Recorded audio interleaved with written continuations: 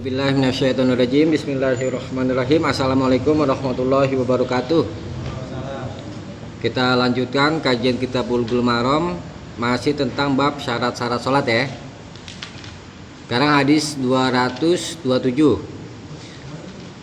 Wa an Amir bin Rabi'ah, dan dari Amir bin Rabi'ah radhiyallahu an, semoga Allah meridhoinya, qala, dia berkata, Ra'aitu Rasulullah sallallahu alaihi wasallam, aku pernah melihat Rasulullah sallallahu alaihi wasallam yusolli, salat, ala rakhilatihi, di atas kendaraannya, ontak, di atas ontaknya, haitsu tawajjahat bih, haitsu, kemana saja, tawajjahat, dia, rahila itu ontak, menghadap, bihi, dengannya. Muttafaqun alaih, disepakati oleh Bukhari dan Muslim. Zadal Bukhari, Imam Bukhari menambah, yumi'u bi ra'sihi, Nabi berisyarat, bi ra'sihi, dengan kepalanya. Walam yakun yasna'uhu fil maktubah, dan beliau tidak biasa mengerjakannya fil maktubah, pada sholat wajib.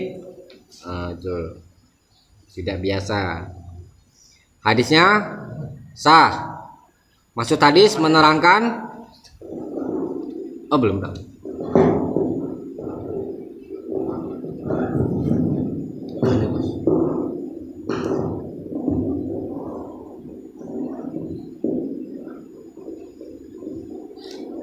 Baik, kita lanjutkan. Maksud hadis menerangkan boleh sholat di atas kendaraan, satu ya. Kemudian bagaimana caranya kan menghadap kiblat itu merupakan syarat sholat. Nah, di sini diterangkan kemana saja tawajjahat bih, haitsu tawajjahat bih, kemana saja onta itu menghadap dengannya, dengan Rasulullah SAW ya. Jadi tauhidnya itu boleh walaupun tidak menghadap di kiblat, sholat di atas kendaraan. Nah, Imam Bukhari menambah, yumi'u bi ra'sihi, Nabi cara sholatnya itu berisyarat dengan kepalanya. Yang lalu kita bahas belum yang sholat kalau dengan isyarat sujudnya lebih rendah daripada rukunya gitu ya. Nah, kemudian bentar dulu ya, ini dicatat boleh deh. Nah,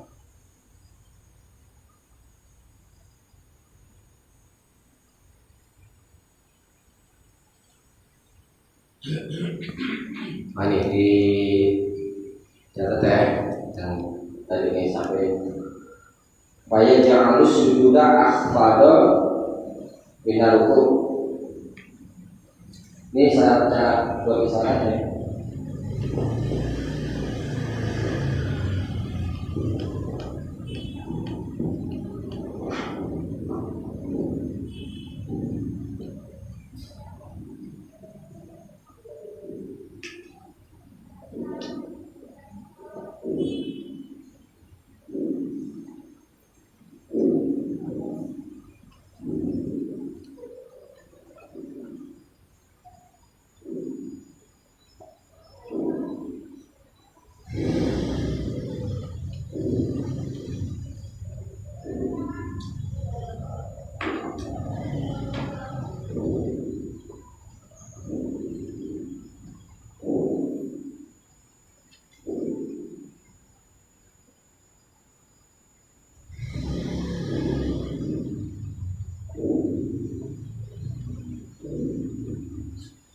Betul.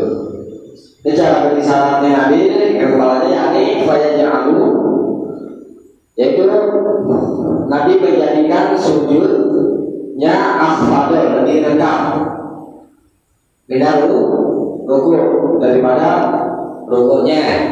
Misalkan ulangnya di atas sejarah ya kan, kayak mau ruku ya kan, Allahu Akbar begini rukunya, dan sujudnya lebih rendah lagi. Bukan patokannya sujudnya lebih rendah daripada ruku, gak ada ukurannya sebatas mana apa namanya, rukunya nggak ada batasannya. Patokannya itu adalah sujudnya lebih rendah daripada ruku, itu aja caranya, cara isyarat Nabi. Ini riwayat Imam Nasai, hadis sah.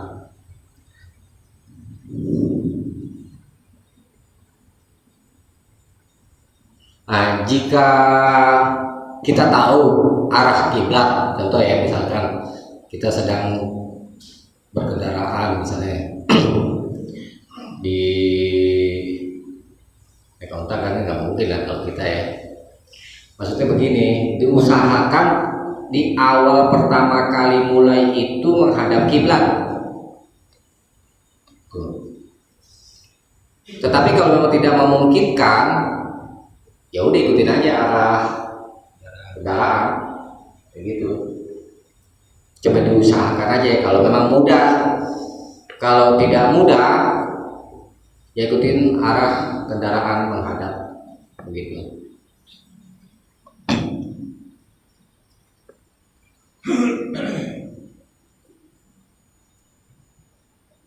Nah, kemudian perkataan walam yakun yasna'uhu fil maktubah, Nabi tidak biasa melakukannya di dalam sholat wajib. Ini tidak menunjukkan dilarang melakukan pada sholat sunnah, karena ini semata-mata perbuatan Nabi, yakni tidak melakukan pada selain sholat wajib, ya. Nah, kemudian kita baca dulu nih hadis 228 tentang yang sunnah ini. Wali Abi Daud, dan bagi Imam Abu Daud, min hadis Anas radhiyallahu anhu, dari hadis Anas semoga Allah meridhoinya, wakana adalah Nabi iza safara, apabila bersafar, bepergian, fa'arada ayyatatawwa'a, lalu beliau ingin sholat sunnah, istaqbala binaqatihil qiblah, maka beliau menghadapkan ke arah kiblat binaqatihi, ontanya tuh. Fakabbara, lalu beliau bertakbir, summa sholat, kemudian sholat, haitsu kana wajhu rikabihi, di mana saja arah kendaraannya, wa isnaduhu hasan, dan sanadnya hasan. Nah ini, kalau kita mau sholat di atas kendaraan, diusahakan pertama kali menghadap ke kiblat. Kemudian setelah itu takbir, sholat deh. Ya udah, kemana saja arah kendaraan itu menghadap, maka itu sah sholatnya. Wa isnaduhu hasan. Tuh, ya. Jadi boleh pada sholat wajib atau sholat sunnah. Kalau di kendaraan boleh kita kerjakan sholat di atas kendaraan. Tentang caranya, jadikan sujudnya itu lebih rendah daripada rukunya. Tentang takbir kan tadi dibahas ya. Selain sujud dan ruku, itu kembali kepada keumuman ya. Kalau takbir ini nanti posisi bersebutkan. Dan sambil pegangan, sholat kita lagi berdiri misalnya kan, di bis ya contoh, kalau pegangan aja, pegangan misal sambil pegangan dia tangan satu juga apa ya, terserah mau yang kiri apa yang kanan gitu ya. seperti ini sholatnya sambil pegangan.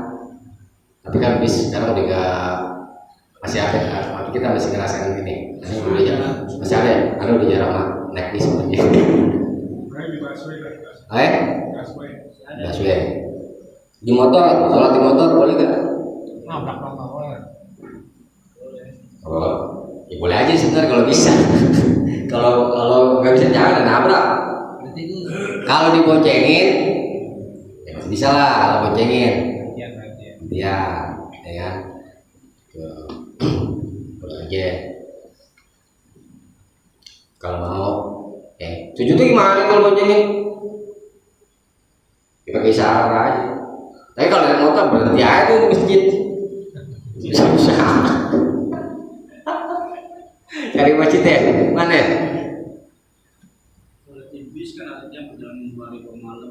Iya, kadang-kadang gitu. Ya tayamum. Kalau musafir kan boleh pilih antara tayamum atau wudhu. Ya. Kalau sunnah itu kan tayamum 2 kali. Enggak, kalau belum batal lanjut aja. 1 kali tayamum boleh untuk beberapa kali sholat. Sholat dipisahin sama Enggak, sama aja. Selama tidak membatalkan. Deh, bisa dipahami ya. Dibaca dulu ringkasannya. Hadis 227 hadis sah. Maksud boleh sholat akan isyarat di atas kendaraan pada saat kendaraan itu berwudu. Hukum Rukhsah itu keringanan. Ya. Hadis 228 hadis hasan. Maksud melanjutkan berusaha menghadap kiblat ketika takbiratul ihram bila sholat di atas kendaraan. Hukum sunnah. Yeah. Nabi juga pernah sholat di atas himar, di atas keledai. Yeah. Kalau rohila, kalau disebut rohila kendaraan Nabi itu kan, maksudnya onta, gitu ya, yang lebih umum gitu.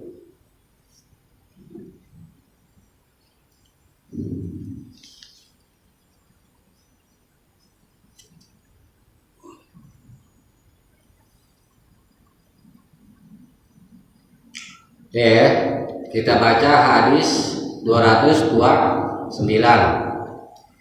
Wan Abi Sa'id Al-Khudri, dan dari Abu Sa'id Al-Khudri radhiyallahu anhu, semoga Allah meridhoinya, anna Nabi sallallahu alaihi wasallam, bahwa Nabi sallallahu alaihi wasallam bersabda, al-ardu kulluha, semuanya masjidun, masjid, maksudnya tempat sujud, tempat sholat, boleh dijadikan buat sholat. Nah, lafaz kulluha ini umum. Ilah, nah ini dikecualikan dari keumuman. Ilal makbarah, kecuali pekuburan, pemakaman, TPU, ya. Wal hammam, dan kamar mandi, ya. Rawahu Tirmidzi, diriwayatkan oleh Imam Tirmidzi, walahu illah, dan baginya ada ilah. Padanya ada ilah. Qala al-Hafidz, telah berkata al-Hafidz Ibnu Hajar maksudnya, fil Fathi, di dalam kitab Fathul Bari, rijaluhu, rawi-rawinya thiqatun, kepercayaan, lakin ukhtulifa fi waslihi wa irsalihi, akan tetapi diperselisihkan tentang kemausulannya, apakah sanadnya bersambung, wa irsalihi, dan kemursalannya. Wa hakama ma'adzalika bi sihhatihil hakim, dan telah menghukumi bersama dengan itu bi sihhatihi, dengan keabsahannya itu Al-Hakim, Imam Hakim, wa Ibnu Hibban, dan Ibnu Hibban. Wal makbaro, dan makbaro itu adalah madufina fiha mayyitun aw amwat, yaitu apa yang dikubur, maksudnya tempat yang dikubur di sana, mayitun, satu mayit, atau amwatun, beberapa mayit. Jadi satu kuburan juga sudah disebut makbaroh. Karena itu di kampung-kampung, kadang-kadang di samping rumahnya kan ada kuburan. Di daerahnya ada tuh, Surabaya ada tuh apa? Sampingnya, iya, satu kuburan sudah disebut makbaroh. Satu doang atau beberapa mayit gitu ya. Nah, jadi hadisnya sah besar itu ya, hadis 229 boleh dipakai gitu. Kemudian hukumnya bagaimana? Perhatikan coba lafaz al-ardu di sini kan umum ya. Semua bumi boleh dijadikan tempat sholat kecuali pemakaman, kuburan atau hamam. Hukumnya bagaimana nih?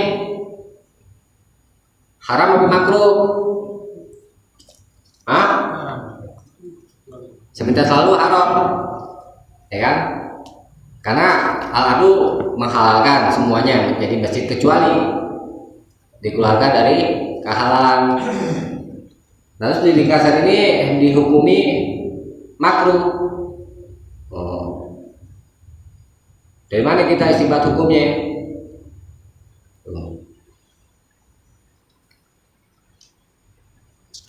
Siapa yang bisa jawab? Jawab B. Derajat hadisnya tidak terlalu kuat. Itu diantara cara meringankan hukum gitu ya, dari misalnya dari wajib kepada sunnah atau dari haram kepada makruh, karena hadisnya tidak terlalu kuat. Tuh. Boleh nggak sholat di pekuburan pemakaman? Boleh, tapi makruh. Hukumnya apa ya? Sholat lain lagi. Kalau itu menghadap nanti pembahasannya, gitu, menghadap, gitu ya. Jadi hadis 229 ini dimakruhkan sholat di pekuburan, pemakaman atau kamar mandi. Kalau kamar mandi tempatnya kotor, ya. Karena kalau di kuburan, ini hikmahnya aja, tidak boleh sholat di kuburan, akan merusak akidah. Ya. Khawatir menyembah kuburan. Ya. Dan tempat mandi itu kok kotor. Itu hikmahnya aja.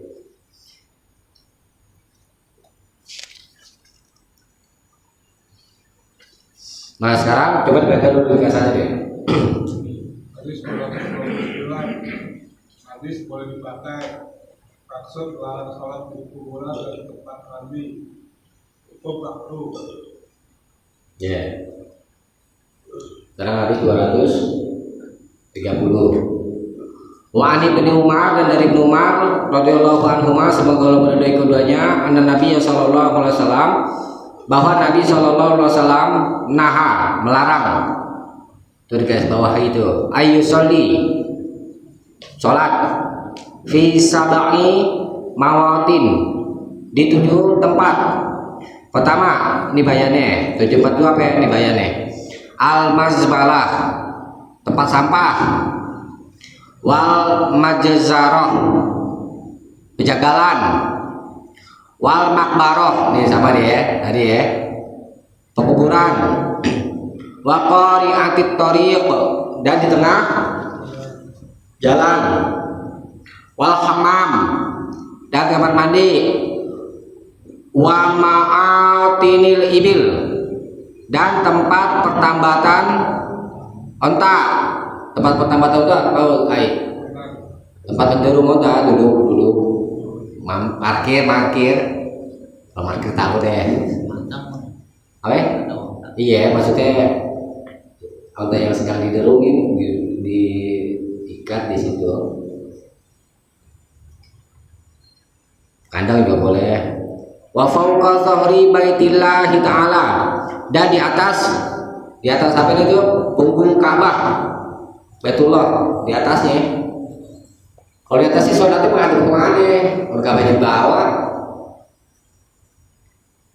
Rawahu Tirmidzi, diriwayatkan oleh Imam Tirmidzi wa dha'afahu, dan Imam Tirmidzi telah melemahkannya.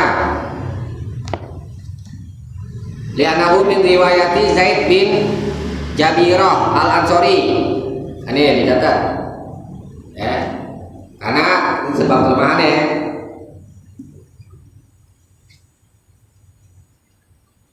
Li'annahu min riwayati, dari riwayat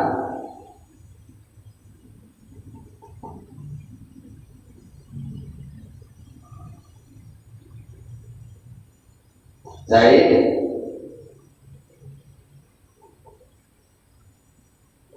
bin Jabirah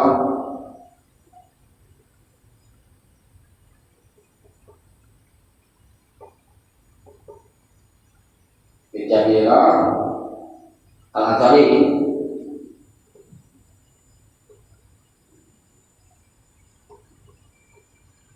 Dari situ aja.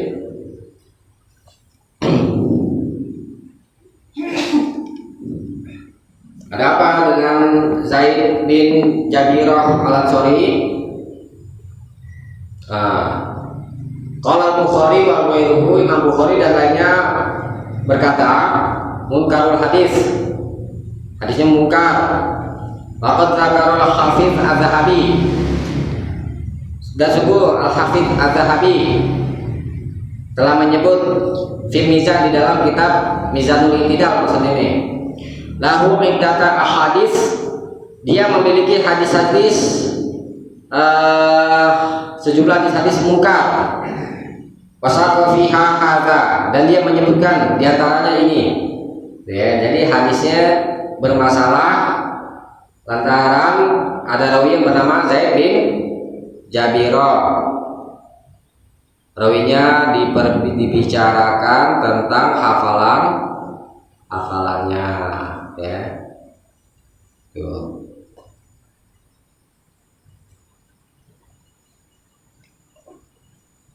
Terus hadis ini perlu dipakai.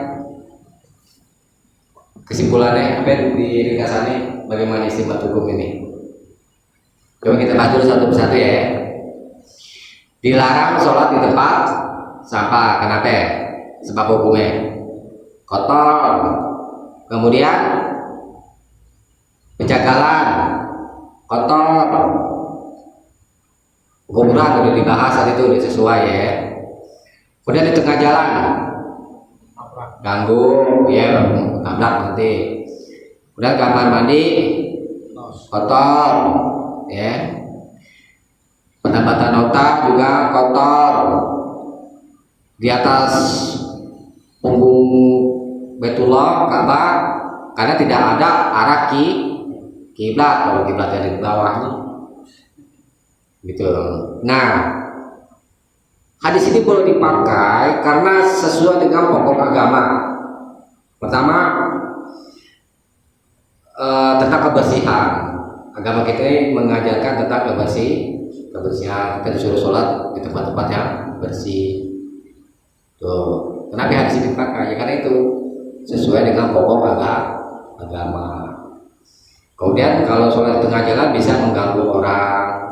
Tuh, di situ ya. Tengah jalan ya. Memang tengah jalan hukum asalnya di situ jalan, ya. Tuh juga tuh seperti mana? Ini pintu nih, orang mau melintas. Ya. Geser, kalau misalkan belum selesai nih, bisa sholat Jumat ya, contoh sholat Jumat ya, ada orang mau melintas, kita masih kurang rakaatnya, ya. Geser dari tempat, nggak boleh sholat di tengah pintu, ya. Karena bisa mengganggu orang melintas. Tapi kalau itu kan sebagai darurat, kalau itu lakukan. Iya. Oke, maklum. Lah kan pagi-pagi begitu orang pada mau melintas kemana? Ya kan? Nggak ada yang melintas. Ya semua pada sholat Id kan. Gitu.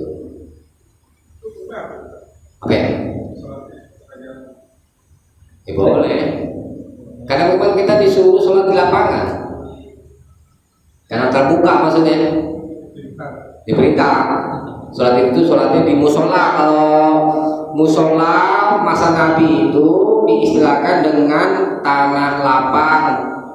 Beda musola istilah kita nih. Masjid kecil. Udah ada orang beranggapan nggak boleh sholat Jumat, sebenarnya boleh. 2 orang itu sholat Jumat itu boleh berdua. Tapi berjamaah, berdua udah disebut jamaah belum? Deh. Tapi harus ada khutbah juga. Iya, ada khutbah salah satunya ya. Bukan minimal 40 orang. Enggak, itu cuma kejadian. Kejadian tidak bisa dijadikan buat hujah. Kejadian doang. Enggak ada kaul Nabi, enggak ada.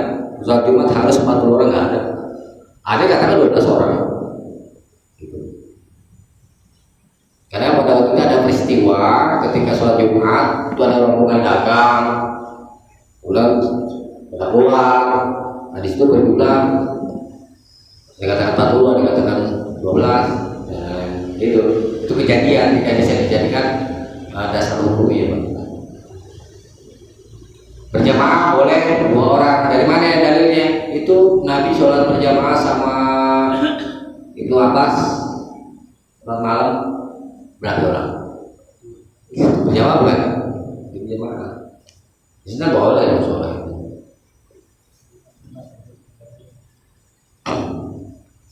Itu ya, jadi dasar hukumnya apa ini? Hukumnya makruh. Makruh jadi larangan lafaz nakah itu dihukumi makruh karena hadisnya tidak terlalu kuat.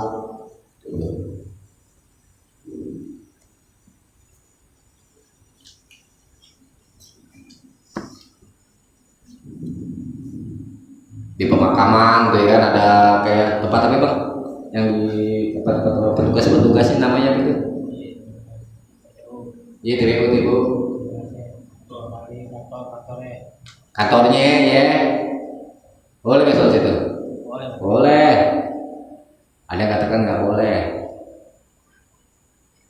Halo. Yang nggak boleh di kuburan. Apa? Yang nggak boleh di kuburan. Nggak boleh di kuburannya. Nggak boleh.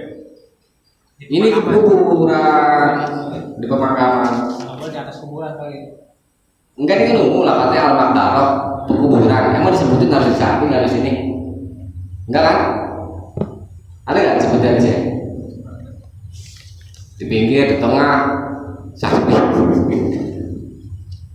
Enggak kan? Yang dimaksud itu sholat di atas kuburan ya. Ada di Tabang ini masjid sebelah di belakang pusat itu kuburan. Ada kiblat bagaimana itu? Intar Pak, itu dibahas di bawahnya.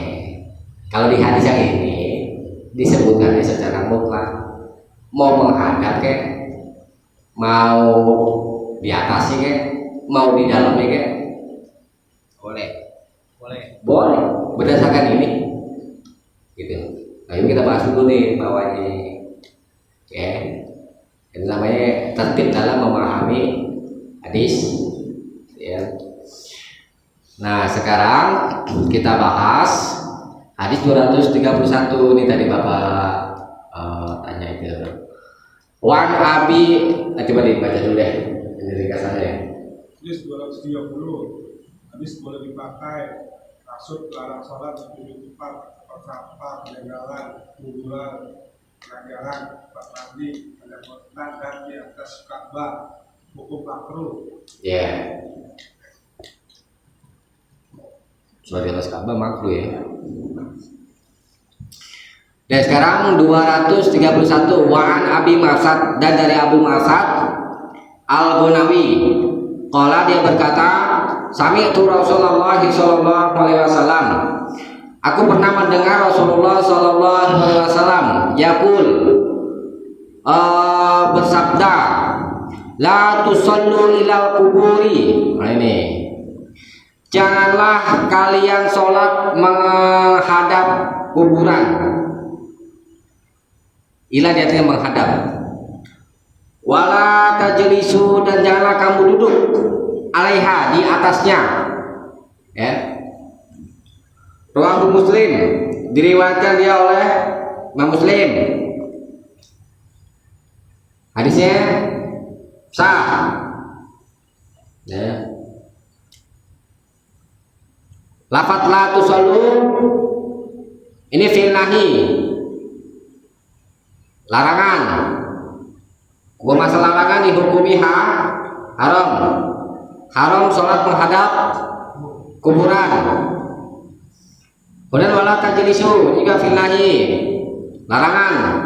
Jangan kamu duduk di atasnya, di atas kuburan. Ya. Al aslu fil kalam al haqiqah. Hukum asal ucapan itu diartikan secara hakikatnya. Nah. Lafaz ilah ini dicatat penting, ya. La tusallu ila kubur. Karena ini banyak diperbincangkan, karena kaum muslimin memperbincangkan masalah ini.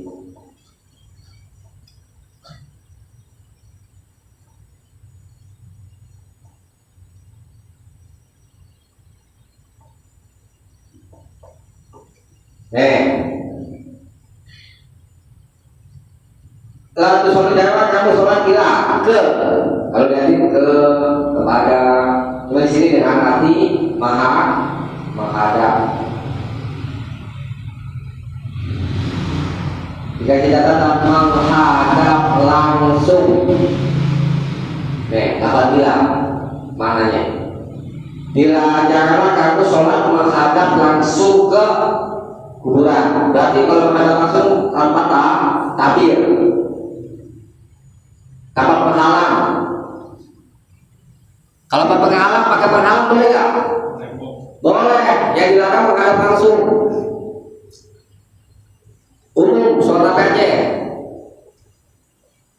Kecuali tadi ada kita bilang apa itu? Sholat apa? Sholat goib. Ya, itu di kuburan boleh. Ada memang keterangan itu. Ya, ada pernah tahu itu. Jadi yang saya maksud tadi itu di belakang Ustaz itu ada tembok, Ustaz. Apa ya? Di belakang Ustaz ada tembok. Iya. Setelah tembok itu kuburan semua itu. Iya, yang penting ditabir. Kalau tabir ada penghalang. Kalau ada tabirnya boleh.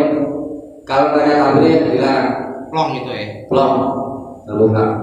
Mamanya itu kuburan, dia sholat sini, nggak ada penghalang apa-apa, nggak boleh. Iya. Kecuali tadi ada sholat gaib itu di kuburan. Itu aja dikecualikan.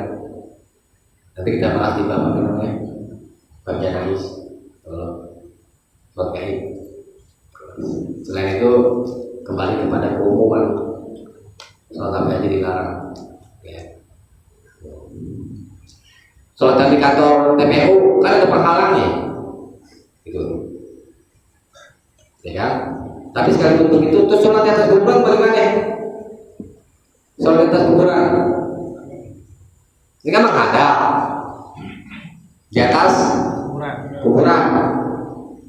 Kuburan kan di bawah. Kalau TPU kan kagak kan? Tapi kantornya maksudnya kuburan kan samping-sampingnya kan? Kalau sholat di atas kuburan ini kan menghadap. Yang dia di sini. Kalau di atasnya bikin apa namanya itu? Kayak gini nih apa nih? Iya. Kalau di atasnya terus depannya kasih tabir. Hah? Boleh tuh berarti. Boleh gak? Menduduknya nggak boleh, menduduknya aja haram. Nah itu maksudnya nggak dudukin aja diharamkan, apalagi sholat di atasnya. Oh, berarti duduk kuburan begini tak bisa. Di kuburan nih tat. Iya. Ini duduk di sini nih. Nggak boleh, nggak boleh. Haram. La tajlisu alaiha. Nanti kalau ziarah duduknya di mana? Diri. Nggak boleh jongkok, jadi harus duduk. Nanti kalau bikin ziarah kuburan keluarga. Jadinya keinjak. Jadi gini. Nanti kalau kita dudukin. Sekilan. Jadi coba-coba lo jadi itu. Didudukin nggak boleh. Tapi di kuburan ada dibikinin tempat duduk bisa di sampingnya. Ya pokoknya bukan kuburan yang penting. Bukan tempat pas mayitnya itu. Oh, berarti hukumnya haram. Haram loh. Wala tajlisu alaiha. Ya. Jangan kamu duduk di atasnya. Pusara, ada pusara nih. Nih, di kuburan nih. Nah, di sini ada beton nih tat nih. Bukan duduk di atasnya. Boleh, cuma Di sininya belum apa-apa ya. Gak apa-apa. Maksudnya Pas bener rame kuburan gitu. Iya, pas di tempat mayitnya itu. Gak boleh. Gini aja di setiap kuburan tuh pasti ada jalan, buat jalan. Iya, itu buat jalannya. Berada adu itu anak itu. Hikmahnya kan Nggak sebutin di sini. Hikmahnya itu begini. Begini, ini kalau tahu hikmah, ya boleh aja. biar pintar. Artinya begini, Islam itu sangat menghormati manusia. Mayitnya aja itu dihormati, apalagi yang hidup. Tuh, ya kan? Makan mayat manusia, ada orang nanya begitu, Sumanto dulu tuh. Misalnya, ada keterangan di agama? Nggak ada. Terus bagaimana hukum? Kok di hukum dilarang? Makan mayat. Duduk ini aja nggak boleh, apalagi makan mayatnya. Ini namanya mafhum muwafaqah, namanya paham tingkatan. Gitu. Duduk aja nggak boleh di atasnya, apalagi sholat di atasnya. Tuh. Jadi artinya mayit aja masih dihormati oleh Islam. Tuh. Apalagi yang masih hidup.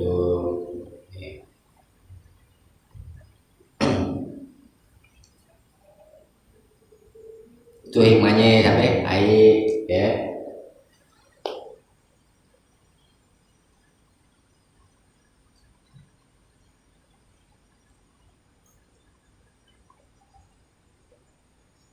Jadi ingat-ingat, sholat menghadap kuburan dilarang. Dilarangnya itu kalau menghadap langsung tanpa tabir. Kalau pakai tabir nggak apa-apa. Kalau rame di kampus ini sholat kuburan nggak boleh. Ya memang sih lebih baik jangan sholat di. Kalau bicara yang lebih baik, sholatnya jangan di kuburan. Sekalipun di kantor apa itu, kantor TPU-nya. Karena kan sering-sering hukumnya makruh, ya kan? Ya sholat aja di masjid susah-susah amat, ya kan? Cuman kan di sini kita penting mengetahui dasar hukum supaya tidak bimbang, ya kan, tentang halal dan haramnya. Jadi yang dilarang menghadap langsung ya, ingat-ingat ya. Kalau sholat jenazah ya lagi,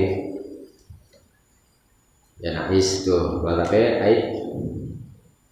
doib. Deh, dibaca ringkasannya. Hadis 271, hadis maksud melarang sholat terhadap kuburan dan melarang wudhu di atasnya. Hukum haram. Diriwayatkan juga ada juga di sini dilarang duduk, ya kan? Menginjak juga dilarang, tuh ya. Menginjak kuburan, bersandar juga dilarang. Berarti kita ke kuburan bukan sebelah kan berarti? Iya, disunahkan. Sudah Sunahkan apa ya, harus tak? Sunah, anjuran. Berarti kalau ada yang nggak tahu pakai nggak apa-apa. Nggak tahu nggak apa-apa. Oh kalau nggak tahu dimaafin deh. Kecuali nggak mau tahu lain lagi, ya. Kalau nggak mau tahu memang nggak mau belajar. Itu dihukumi apa ya, karena melanggar perintah Iqra. Umat muslim kan wajib menuntut ilmu. Ya, ada tuh tentang bakruh itu di kitab Ibnu Qayyim, pernah baca di sini. Tuh mereka dikabarkan tuh mayit-mayit itu bisa mendengar itu orang yang masuk ke kuburan lapak kakinya. Ya walau alam lah, Allah punya kekuasaan ya. Assalamualaikum. Di al kubur. Assalamualaikum. Assalamualaikum. Assalamualaikum lah. Assalamualaikum ya ahlat kubur. Ya ahlat diar ada deh. Kalau Agus Assalamualaikum. Assalamualaikum satu orang, kan kuburan banyak. Agak sesat. Assalamualaikum, Waalaikumsalam semua tuh. Assalamualaikum semua lah. Doain. Iya deh, ada salah deh.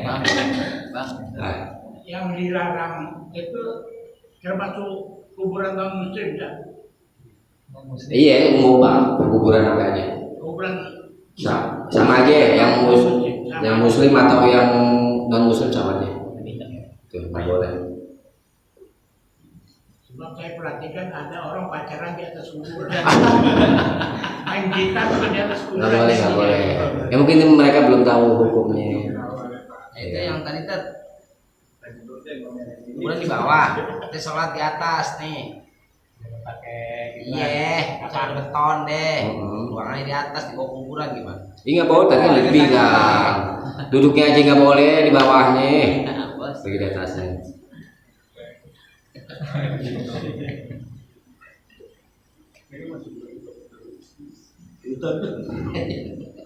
Deh ya, kita baca dulu ringkasannya nih, Amin.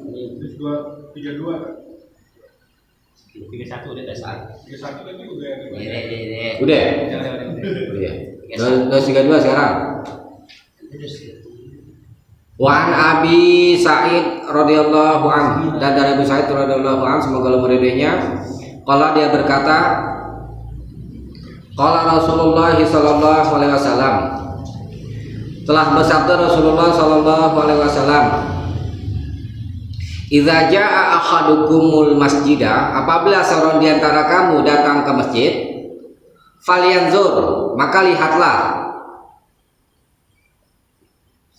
fa in ra'a fi na'laihi, adapun jika dia melihat fi na'laihi, di kedua sandalnya, alas kakinya, melihat ada azan, kotoran, au qazaron, sama aja nih, azan sesuatu yang tidak bersih, atau qazaron juga kotor, sama, atau kotor. Falyamsahu, maka usaplah ya kedua alas kakinya itu ya. Wal yusolli fihima, dan sholatlah dengan menggunakan keduanya. Akhrajahu Abu Daud, diriwayatkan oleh Imam Abu Daud, wa sahhahahu Ibnu Khuzaimah, dan telah disahkan oleh Ibnu Khuzaimah ya. Hadisnya sah, maksudnya menerangkan kalau kita mau sholat dengan menggunakan alas kaki, lihat dulu alas kakinya ada kotorannya apa enggak. Ini kotoran di sini kan ada yang najis, ada enggak kan? Lafaz azan atau kotoran itu termasuk yang najis dan yang tidak najis, umum ya. Falyamsahu, maka usaplah ia. Usapnya pakai apa nih? Cara mengusapnya kita baca dulu di bawahnya ya. Kita baca dulu sekalian. Hadis 233, wa an Abi Hurairah, dan dari Abu Hurairah radhiyallahu an, semoga Allah meridainya, qala, dia berkata, qala Rasulullah sallallahu alaihi wasallam, telah bersabda Rasulullah sallallahu alaihi wasallam, idza wati'a ahadukumul adza bi khuffaihi, apabila seorang di antara kamu menginjak wati'a al-adza, kotoran, bi khuffaihi, dengan kedua khufnya, kedua alas kakinya, fatuhuruhuma, maka pembersih keduanya adalah at-turab, debu atau tanah. Akhrajahu Abu Daud, dikeluarkan dia oleh Imam Abu Daud, wa sahhahahu Ibnu Hibban, dan telah disahkan oleh Ibnu Hibban. Nah, ini tentang cara mengusap kedua alas kakinya. Tadi kan nggak dijelaskan kan, falyamsahu aja, maka usaplah kedua alas kakinya itu kalau dia mau pakai buat sholat Ya, cara mengusapnya dengan membersihkannya ke tanah. Bagaimana itu diusapnya? Nih, berarti ini, nih. Ini kan misalnya kita lagi ngos kaki pakai sepatu deh, gitu ya. Kalau apa enggak, ya. Kan tadi apa itu azan dan kotor kan umum meliputi yang najis atau yang tidak najis. Diusap dulu gitu pertama. Cara membersihkan kalau menggunakan kedua alas kaki ini. Jadi boleh sholat berdasarkan hadis ini ya. Sholat dengan menggunakan alas kaki. Kalau kita sekarang sih nggak mungkin lah pakai sepatu atau sendal ya kan. Kalau dulu zaman Nabi pasir lantainya, boleh pakai sepatu. Ya, kalau pakai sepatu di Masjid Al-Munawwarah sabit masih pahami ya. Lu pikir gereja apa nih? Kalau kita di masjid sekarang ini pakai kaos kaki deh, ya. Terus yang memakai khuf untuk musafir ini beda hukumnya. Ini meliputi musafir dan tidak musafir kayak kita yang mukim nih, ya kan? Boleh kita sholat dengan menggunakan alas kaki. Tuh, dalilnya yang ini, bukan yang dalil safar itu, dibedain. Karena kan kalau safar itu 3 hari 3 malam doang batasnya, tidak melepas khuf. Kalau ini lain, ya. Baik yang mukim atau musafir dianjurkan sholat dengan menggunakan alas kaki. Dalilnya pakai yang ini, ya. Ini saksikan tuh sama Ustaz rahimahullah tuh kalau sholat tuh dipakai kaki terus ngamalin hadis ini. Nah, kalau cuaca dingin tuh bisa ya. Puncak mana ai. Kalau cara mengusapnya beda sama musafir. Kalau musafir kan boleh sholat berwudunya gitu, ngusap kakinya itu di atas khuf, ya kan? Ini untuk musafir. Kalau kita yang mau pakai kedua alas kaki dilepas, karena kita bukan musafir. Kalau musafir baru boleh. Itu cara menjamaknya ya. Bisa dipahami ya? Coba dibaca ringkasannya. Hadis 232 bisa maksud 1 pemerintah membersihkan kotoran yang ada di alas kaki yang akan dipakai untuk sholat. 2 melanjutkan sholat dengan memakai alas kaki. Hukum 1 wajib, 2 sunnah. Iya, memakai alas kaki sunnah hukumnya ya. Nah, kita baca lagi hadis 234 ya. Belum baca. Hadis 233 bisa maksud menggunakan cara membersihkan alas kaki yang ada kotoran, yaitu digosokkan ke tanah. Hukum Rukso apa ya? Keringanan atau kelonggaran. Apa katanya bos? Kelonggaran. Wa Muawiyah bin Al-Hakam, dan dari Muawiyah bin Al-Hakam radhiyallahu anhu, semoga Allah meridainya, dia berkata, qala Rasulullah sallallahu alaihi wasallam, telah bersabda Rasulullah sallallahu alaihi wasallam, inna hadhihi sholata, sesungguhnya salat ini, la yasluhu fiha syai'un min kalamin nas. La yasluh, tidak boleh, maksudnya tidak sah di sini ya. Fiha, padanya, pada salat itu, min syai'un, sesuatu pun, min kalamin nas, dari omongan manusia. Innama huwa tasbih, hanyalah dia yang dibolehkan itu tasbih, membaca tasbih, wa takbir, dan takbir. wa qiraatul Qur'an dan pembacaan Al-Qur'an ya. Nah ini hadisnya sah, maksud hadis ya. Tadi sholat ini umum, sholat apa aja ya, mau yang wajib atau yang sunnah.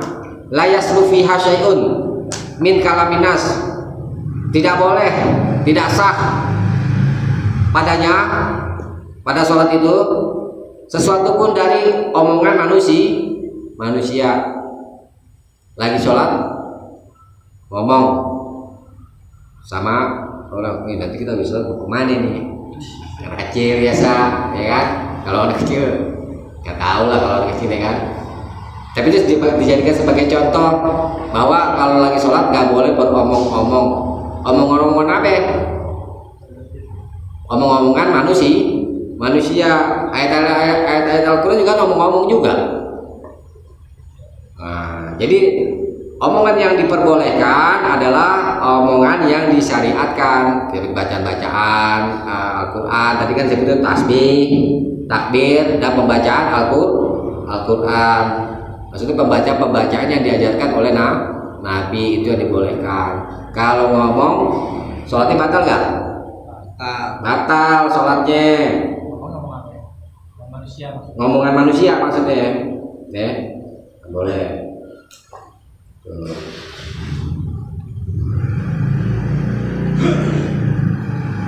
Di hadis lain itu lafadznya sebagai ganti dari la yaslu, ini fi riwayatin, boleh dicatat ini fi riwayatin, dan masuk dengan la yaslu. Yang la yaslu kan tidak baik asal maknanya itu. Fi riwayatin boleh dicatat fi riwayatin la yahillu, tidak halal. Berarti apa ya? Haram. La yahillu sebagai ganti dari lafaz la yaslu ya. Itu riwayat Abu Daud.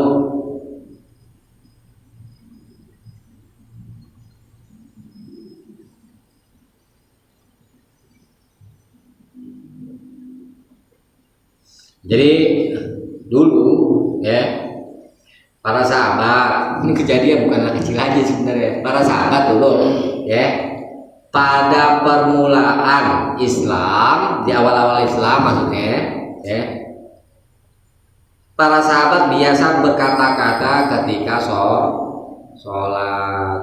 Tuh, jadi ada kejadian para sahabat itu pernah beromong-omong lagi sholat.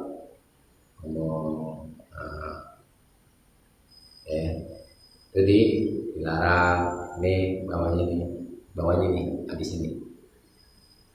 Hadis 235. Wa an Zaid bin Arqam, dan dari Zaid bin Arqam, annahu qala, bahwa dia berkata, in kunna, ini mukhaffafah. Ini asli ini apa namanya? Nunnya bertasdid. Di mukhaffafah, diringankan.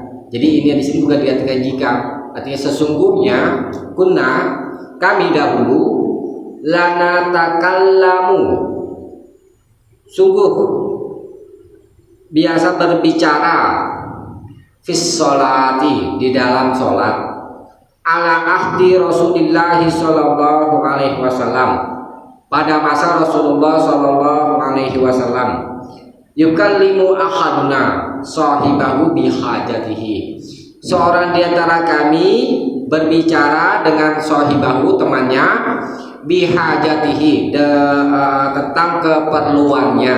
Tuh, ya. Hatta nazalat, sehingga turun ayat A'udzubillahi minasyaitonirrajim, hafizu 'alas sholawati was sholatil wusta wa qumu lillahi qanitin. Hafizu, peliharalah betul-betul 'alas sholawat, sholat maksudnya sholat lima waktu, was sholatil wusta, dan sholat pertengahan. Wusta kan tengah, jari wusta, jari tengah ya. Ini tafsiran yang lebih mendekati kebenaran, ya, yang banyak disepakati oleh jumhur ulama. Tafsiran sholat wusta adalah sholat asar. Ya. Wa qumu lillahi qanitin, dan kumu berdirilah lillahi karena Allah, qanitin dengan khusyuk, dengan tunduk lahir batin. Nah ini kenapa kok sholat wusta, sholat asar di sini disebutkan lagi? Jadi lafaz as-sholawat itu kan umum. Kemudian sholat wusta khusus, ya. Misalkan dalam aturan bahasa kita sebut saja hafizu ala sholawat, karena di dalamnya sudah mencakup sholat asar. Tidak perlu lagi kepada penyebutan. Tapi kok di sini sebutin lagi. Nah ini banyak gaya bahasa Al-Quran atau hadis. Kayak misalkan illal ladzina amanu wa amilus sholihat wa tawassaw bil haqq wa tawassaw bis sabr. Kecuali orang-orang yang beriman wa amilus sholihat dan beramal soleh, wa tawassaw bil haqq, saling menasihati dengan kebenaran, termasuk amal soleh. Wa tawassaw bis sabr, saling menasihati dengan kesabaran, termasuk amal soleh ya. Sekali misalnya nggak disebutin, mencakup nggak di sini? Nah kenapa disebutin lagi? Nah, ini gaya bahasa Al-Quran atau hadis, penyebutan lafaz yang khusus setelah yang umum. Lafaz yang khusus ini menunjukkan ada sesuatu yang sangat penting. Tuh. Misalkan kita mencontohnya dari surat asar. Dalam urusan agama ini, peranan saling menasihati dengan kebenaran dan bersabar ini sangat besar pengaruhnya terhadap iman dan amal soleh. Gitu. Jadi mau beriman kepada Allah, mau beramal soleh harus sabar, sebaik ngurus dada, ya. Nah, begitu juga sholat wusta, diantaranya ya pergantian malaikat siang dan malam itu terjadi pada waktu asar dan subuh itu diantaranya ya. Dan banyak juga orang melalaikan sholat asar tuh karena sibuk dengan pekerjaan. Terus kalau orang meninggalkan sholat asar, seluruh amalnya, maksudnya amal pada hari itu terhapus dari pagi sampai kapan? Kalau hari sampai maghrib. Dia bersedekah di pagi hari banyak, ya? Enggak sampai maghrib, sampai bulan. Jauh. Udah banyak bersedekah di pagi hari dan yang lain-lainnya. Terus sholat subuh, sholat duhur, tapi nggak sholat asar, terhapus. Dalam itu kategori meninggalkan ya, bukan telat. Ya meninggalkan bos, nggak kerjaan berarti meninggalkan bos. Kalau telat lain lagi. Itu pentingnya sholat asar dan pengaruhnya besar. Apalagi nggak sholat, kalau lagi dong, ini yang tidak mengerjakan, ya kan? Kalau saya bekerja kan lain kan, ditunda ya kan? Tuh ya, penting diperhatikan sholat asar itu. Nah, tadi sebelumnya itu diterangkan bahwa para sahabat biasa beromong-omong di dalam sholat, kemudian turun ayat, tuh, qumu lillahi qanitin, dan berdirilah menghadap Allah dengan tunduk. Di antara tunduk itu atau khusyuk itu tidak ngomong membatalkan sholat layak itu ya. Nah ini sekali lagi, satu lagi ya, tanggung. Enggak lanjutannya ya masih. Fakumirna bisukut, lalu kami diperintah as-sukut, diam. Wanuhina anil kalam, nah tegas nih, dan kami dilarang dari berkata kata. Muttafaqun alaih, disepakati oleh Bukhari dan Muslim, wala li Muslim, dan lafaz ini milik Muslim. Nah, lafaz fa'umirna, umirna itu perintah, amar ya. Sukut, sukut ya, ada sakana yaskunu. Nih. Sakana yaskunu. Sakana yaskunu. Sukun.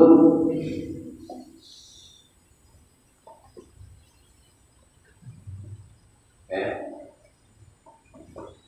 Ada sakata yas kutu. Sukun. Ini sukunan. Ini sukutan, sukun diam. Kalau bahasa Indonesia, ini artinya diam, sakata, yaskutu sukun, ya dari sakana yaskunu artinya diam. Kalau di kamu segini doang. Ada bedanya nggak? Ada. Kalau sakana yaskunu sukunan, diam tidak bergerak. Sakata yaskutu sukutan, diam tidak berbicara. Oh, beda maknanya. Iya.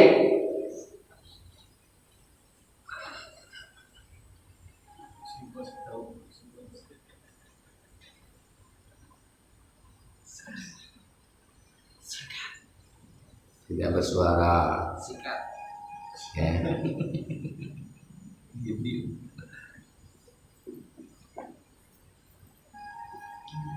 Belum. Enggak.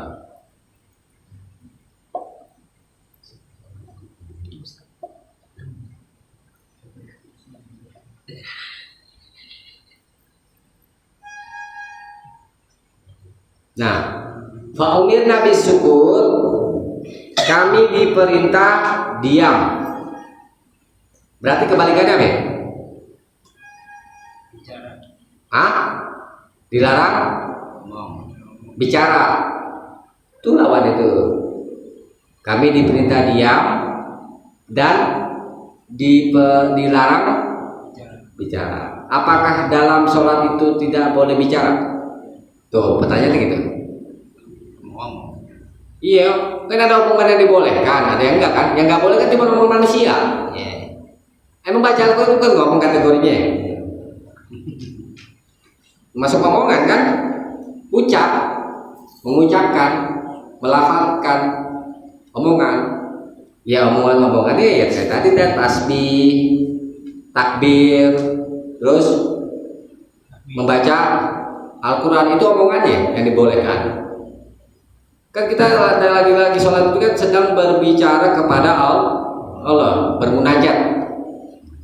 Ngomong kan? Nah, jadi ada di kaidah usul melarang sesuatu, walaupun memang diperselisihkan, melarang sesuatu itu memerintah sesuatu itu berarti melarang kebalikannya. Wisdom. Biar pintar. Ada kaidah usul begini. Ini usul nih. Al-amru Amru. bisyai, memerintah sesuatu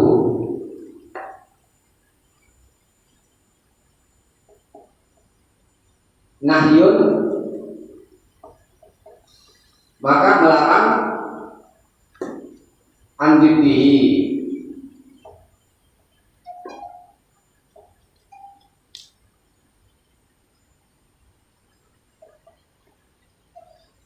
Memerintah sesuatu nahyun, melarang andiddihi dari lawannya. Memerintah sesuatu melawan kebalikannya, melarang kebalikannya. Tapi di sini al-amru bisyai' laisa nahyan an diddihi. Memerintah sesuatu tidak berarti melarang kebalikannya. Nah, jadi memang kaidah ini ada diperselisihkan oleh ulama, tinggal ditepatin aja mendudukannya. Di sini kan diperintah diam, berarti dilarang berbicara lawannya. Berarti kita nggak boleh ngomong-ngomong. Kalau diartikan apa namanya? Al-amru bisyai' nahyun an ditihi, memerintah sesuatu berarti melarang kebalikannya. Nah, jadi boleh kita berbicara, tetapi kalamullah atau ucapan-ucapan atau bacaan-bacaan yang diajarkan oleh Nabi gitu ya. Yang dilarang adalah kalamunas, perkataan atau omongan manusia. Bisa dipahami ya? Kalau bisa dipahami, dibaca ringkasannya. Hadis 234 hadis sah untuk diterima maksud melarang berbicara dalam sholat, hukum haram dan pembatalkan sholat. Hadis 236 hadis sah Belum. belum. Nah ini satu lagi ini ya. Satu lagi ya. Ini 296. Wan Abi Hurairah, dan dari Abu Hurairah qala, dia berkata qala Rasulullah sallallahu alaihi wasallam, telah bersabda Rasulullah sallallahu alaihi wasallam, at-tasbihu lirijal. Tasbih itu membaca tasbih kalimat subhanallah gitu maksudnya, untuk kaum laki-laki. Wa tasfiqu linisa, dan tasfiq itu linisa untuk kaum wanita. Muttafaqun alaih, disepakati oleh Bukhari dan Muslim. Zada Muslim, Imam Muslim menambah fis sholat, di dalam sholat. Nah, ini hadis ini sah, maksudnya menerangkan tentang tentang apa namanya, kalau ada kesalahan. Coba ditambah, di sini kan nggak dijelasin kan, cuma dijelasin tasbih itu buat laki-laki, tepuk tangan buat wanita. Ini sebelumnya itu ada kelengkapannya begini, wafil riwayat ini ya. Gimana nih? Bawahnya, bawahnya. Wafil riwayat ini.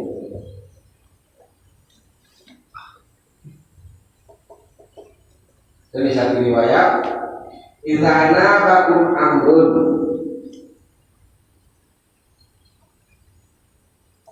Jika apabila nabakum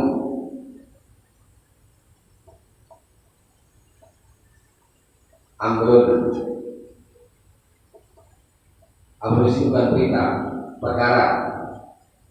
Fatasbihu, itu makna kelanjutannya itu fatasbihu. Fatasbih pakai pak cuma sini.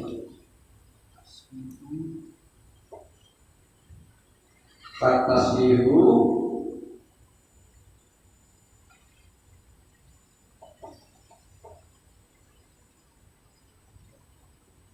fatasbihu lirijal. Maka tasbih itu untuk kaum laki-laki, nah ya. Wa tasfiqu linisa, wa tasfiqu itu nabakum Ustaz. nabakum.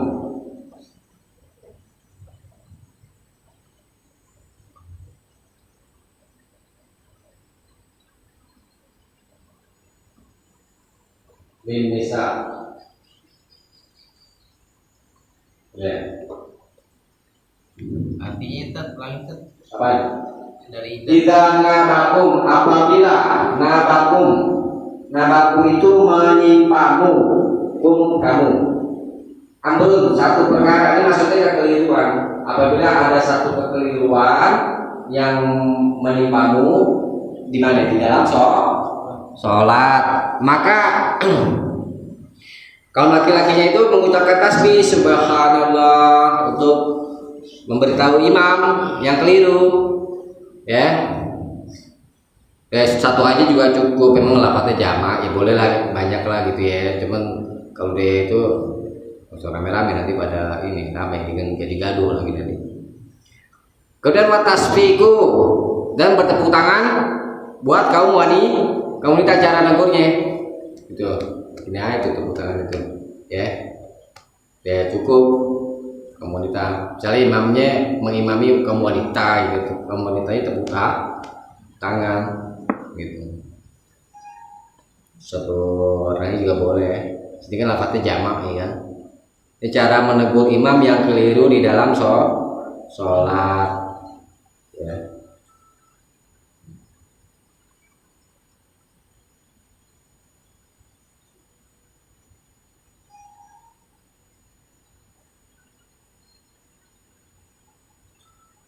Maknanya apabila orang yang sedang sholat, orang sholat ingin mengingatkan imamnya atau lainnya bila amrin atas satu perkara fi sholat di dalam sholat al kharijan atau di luar sholat umum berarti ini ya kalau sini farijalu yaquluna subhanallah wanisa yusaffiqna mereka bertepuk tangan. Tapi di hadis yang atas itu 236 di dalam sholat ya.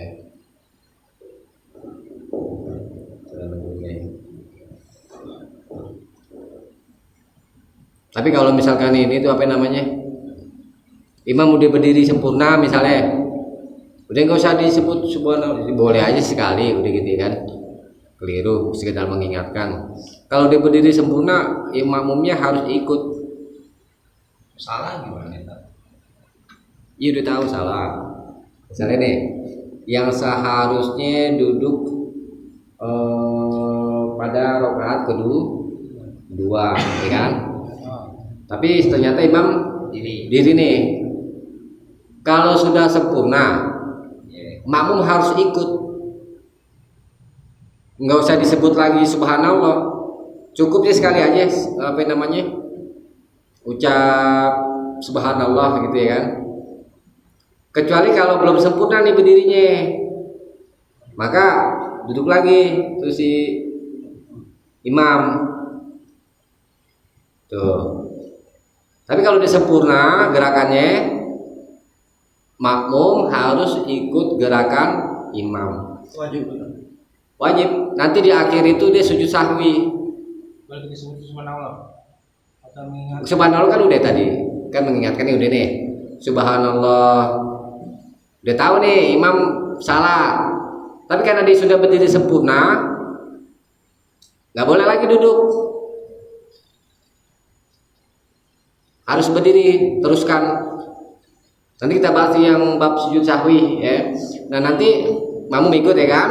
Setelah selesai 4 rakaat misalnya sholat zuhur itu ya, maka sujud sahwi, imam sujud sahwi, makmum juga ikut sujud sahwi gitu cara kalau dia sempurna.